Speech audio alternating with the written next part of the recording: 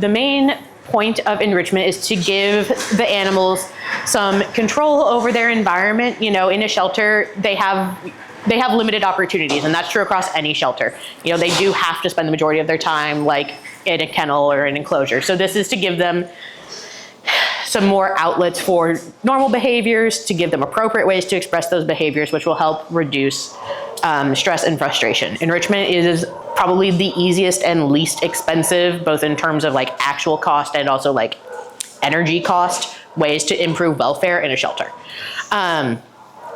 So there are 6 main categories, but realistically you can keep breaking them down until you get, you know, way more than that. But we mostly deal with olfactory enrichment, which is going to be scent enrichment. So things like diluted lavender essential oils or chamomile, things like that, that we do recommend, you know, using like calming type scents because, you know, again, the goal is to help reduce that stress. You know, if you have, there are also like prey scents, like there's like squirrel, and I've seen like pheasant, which I wouldn't give like in an enclosure. But if you have like a really, you know, a really highly active dog who needs an outlet, something like a prey scented toy in a yard can be a gold mine. Because again, like they'll engage with it on their own. They get to, you know, sniff, tear it up, whatever it is they're wanting to do. But for in kennel, we do usually use those like natural diluted essential oils. We also do foraging puzzles, which are gonna look, you know, a lot like most of these and that. But basically you put some treats in them, and the dog or the cat, you know, works to get them out. We personally, like, we usually use these style for the cats. They're really, really great for, we call them our frisky kitties who are working on their polite paws. But so, you know, the ones who like, they want to do things with their paws and they want to engage with you kind of inappropriately with them. These are a great thing because they put their paw in, they swipe the treat out, they get, again, that outlet to express what is a normal behavior, but in an appropriate sort of way. We have these, when we have them for the cats, we'll do these smaller ones and we'll cut a hole in them to let them kind of bat it around to roll the treats out. For the dogs, a lot of times we'll just do this. We won't put the hole because the dogs will rip it up on their own. And same sort of thing, you drop some treats in here with some butcher paper, you're good to go. They have a really fun time with it. We also do frozen treats, which are really popular. You can do that in a lot of different ways. I know you guys have like the Frisbees. You can put some stuff on and you can freeze those and hang them. That's a way of doing frozen. You can use like little Dixie cups, fill those part of the way, put those in the freezer and hand them out. Those are also really, really great in the summer here because, you know, it is what it is. It's hot. But so those are really awesome then too. We do novel items, which are going to be like these. So it can be, this is made from old t-shirt, yes, and some like fleece scraps. So there's a lot of ways to make it. You can scent these or you can just give them something new. It's just something else to engage with in their environment. It's something that they can choose to play with. You know, if you have toys that are donated, you know, just handing those out, it's also a novel item, but these are really easy because I mean, yeah. It costs nothing. Yeah, exactly. All you have to do is go through your recycling bin and it's pretty much all there. Yeah, I mean, everybody has like a couple t-shirts that realistically they aren't really using anymore. Or at least I certainly do. And that can become a toy. And that way, you know, you aren't having to spend the money on the actual dog toys or depend on X amount of donations in order to do this. You can make them and hand them out, and it's an almost never-ending resource.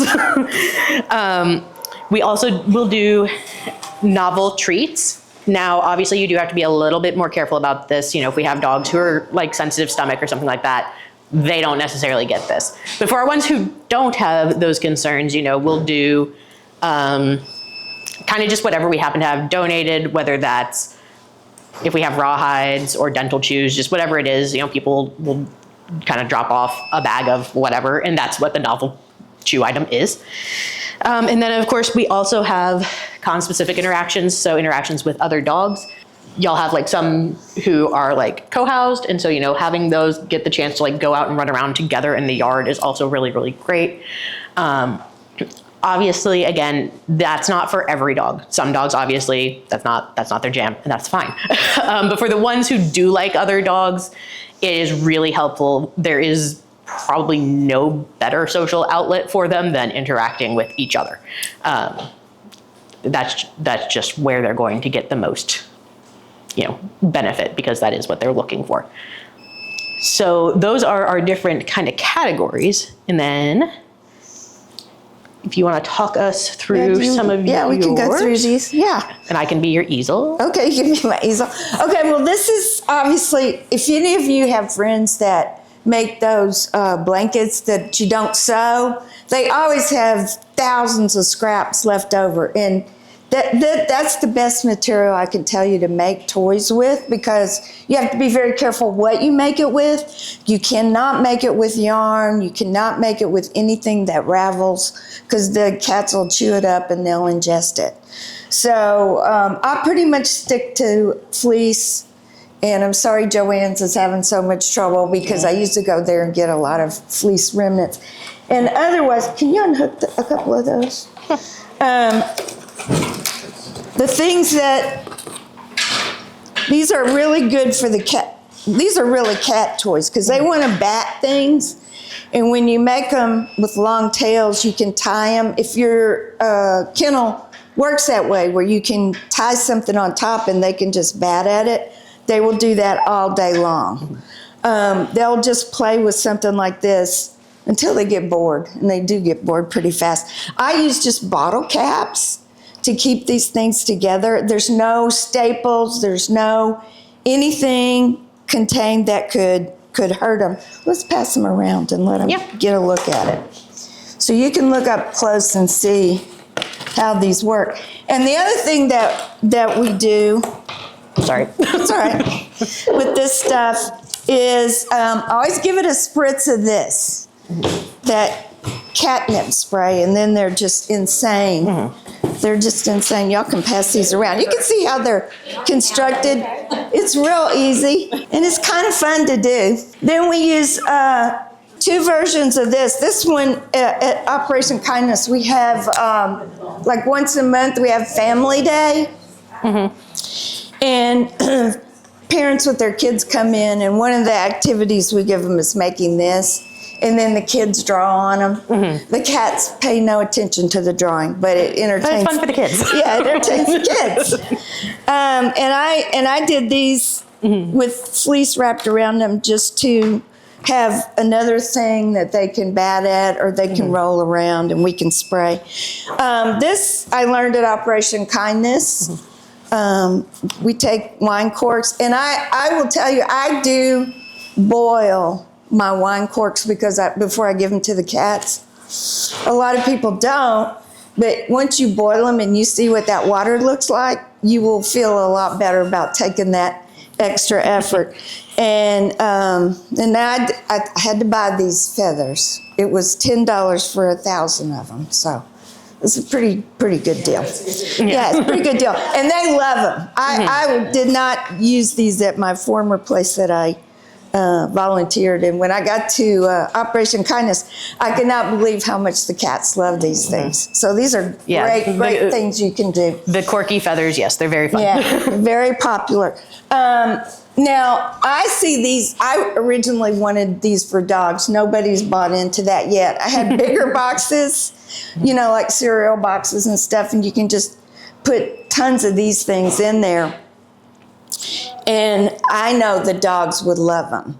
But one thing when you're doing enrichment that you have to consider is, what is your shelter going to allow you to do? Because some of it gets messy. And you have to have a staff that's interested enough in the dogs getting their stress reduced to be happy about cleaning up the mess that might be made. So with the there's not a lot of mess associated with that, but my favorite ones are these, and these do make a mess, but the dogs absolutely have so much fun I don't know if any of y'all have dogs that like to tear up stuff. My dogs have eaten my homework many times. These are just fabulous. You can put just paper in there. You can put a box inside with paper. You can even, and you can do this with cats too, just take the paper and crumple it up and put some treats in it. And that's another thing that they have to look for. It works for any of them. And that's a lot of fun. Let me show you how easy these are to make. These are just little boxes, and you trace out a circle on there. Don't make your cardboard tube stick up too far that they can't reach the treat. So there's a little bit of caution there. Well, Erin didn't mention this, but we do have this at Operation Kindness too. We play music where the kennels are, and these are specially designed for dogs. I use them for my dogs. They're not that interested, but it is really nice when you walk in the shelter. It's very quiet. You wouldn't think so until you walk down the aisle, but at first you hear the music and it's very calming and very relaxing. So we do that. Erin mentioned these are, you can freeze. There's a million recipes for what you can do. But mostly I use plain Greek yogurt, peanut butter, pumpkin, and you just mix, or applesauce, unsweetened applesauce. Mix any one of those with the yogurt. At Operation Kindness, we take dog food and we just water it down, dilute it, and put it in these. And then you stick a little dog bone in there. That's the popsicle part. These we use for the cats. And it's really the same thing. You get that pate cat food, you water it down. I've used tuna packed in water and watered it down and put chicken broth with it. Once they lick the treat out, then they will play with these caps forever. They'll just roll them around. The cats are so much fun to do enrichment for because they're very, very appreciative. And it's an immediate gratification. They don't take any time at all to get with it. We use these for the cats. We use these for the cats as well. We make our own scratch pads out of the corrugated cardboard. There's cardboard everywhere. All you have to do is cut it in strips and glue it together in some sort of a little tray or something, and you have all that. All of this basically costs nothing.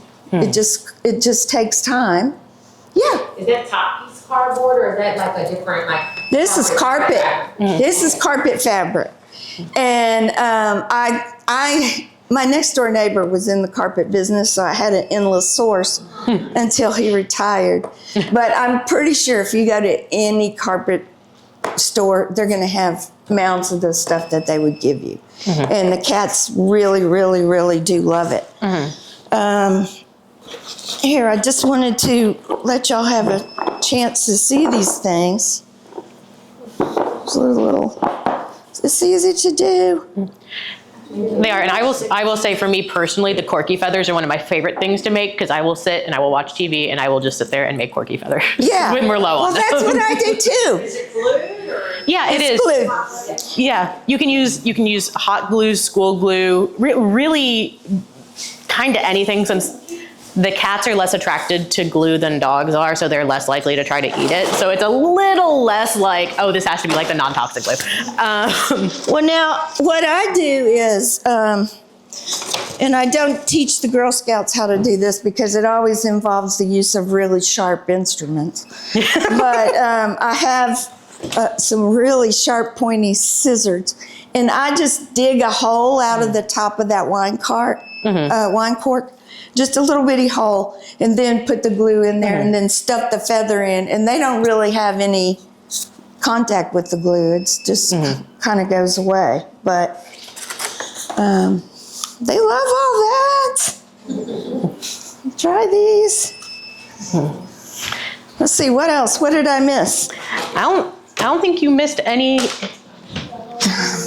I would say, knowing y'all's setup, the audio might be slightly harder. Yeah. Because I know you have like such a big kennel area comparatively. So as far as like learning a bunch of stuff when I did go to their campus, we're not obviously gonna do everything, but we are gonna introduce like a lot of new stuff. I know prior that we were using like the toilet paper rolls and we were asked to stop, so we're gonna use them again, but we're going to use it only from minis all the way to filled intake. And kennels 1, 2, and 3, we're not be receiving those. And also we're gonna do paper bags as well. Oh, good. And again, those are only gonna be from minis all the way to filled intake. We were given the okay to use it on this side of it. So that, because we're gonna start a new program here, it's gonna be take home enrichment, because I know some people just don't have the time, but they still wanna volunteer. So again, like we will send you with all the stuff that you might need, like to make the paper bags for us, you can just sign it out. Everything that you need is gonna be in this tub, and then you just drop it back off. We have so many things that, that we need to get done, and, I would always appreciate if you want to take home, especially since kitty season's coming up, we're definitely gonna utilize all this stuff for them, because I know it's gonna get bored with all the kittens. Hopefully we do not get, but we will, when they come. So this is what we're trying to do. As far as for the music, we're trying on that one, but again, it's just really hard because again, like our kennels are so big compared to theirs. So that's what we're doing. And we're also going to reevaluate our stickers as well. We're going to change those up, and we're also going to, we're hopefully good. They do something really cool. They do a play group. It's every day, correct? Yep, twice a day actually. Twice a day? Oh, Yes. wow. So, yeah. So what they do is they designate a time frame for pretty much all the dogs they rotate. They already have their pre-play groups already made, and they're just switching their dogs out. So they're constantly going outside with their dogs or not. So hopefully we're trying to get something in the mix like that. It might take some time, But but you're expecting the technicians to do that. again, Okay. yeah, we're trying, Is but that- someone will be in the yard supervising. It's just not gonna be like have at it type of situation. It's gonna take persistency, and it's gonna be like, oh, I have to watch this play group, and they're just gonna keep bringing dogs. Again, it's something that we're just gonna have to see what works and see what doesn't necessarily, you know what I mean? So hopefully we're gonna get there. So yeah, But yeah, and another aspect of the benefits to this, is it does help to tire the dogs out. And realistically, I mean, you can't walk every dog here. I mean, you just can't. It's not possible. There's so many of them. But it doesn't take nearly as long to walk past all the kennels and give everybody some enrichment. So that way, everybody's getting some benefit. Everybody's getting some interaction. And I mean, you can be more effective in your time as well. Now, obviously, yes, walks are always great. But this way, it's like, one of the things we have is like, we'll have our higher priority dogs where it's like, this dog needs like an extra walk per day. And so when we have our volunteers coming in, we're making sure those are being, targeted and getting that extra time, but everybody else is still gonna get some sort of like extra stimulation. yes. And this also works for your dogs at home. I am a huge fan of the puzzle boxes for my wild child. I love him dearly. He's nuts. And he's a big dog. He's like almost 100 pounds. So I can do like a big box filled with just random, like some of the paper, some treats. I'll stuff like one of his favorite toys in there and just like fold it closed, give it to him. And he messes with that for like 15 minutes, and then he goes and lays down and takes a nap, and it's wonderful. It's the best. Baron doesn't believe in naps otherwise. They love it. They love tearing that stuff up. And that's, honestly, that's what we're trying to aim at. We're just trying to benefit for the dogs. And something that obviously we try our best to give everybody from minis all the way to kennel 3, everybody gets enrichment. But now we're going to focus on some of the dogs who need a little bit more enrichment. Like Erin was saying, obviously there's probably a dog in kennel 3 that just needs a little bit more walk. If you would want to, I'll let you know the dogs that I have in mind that you can walk if you like to walk. Oh, this is good. Yeah.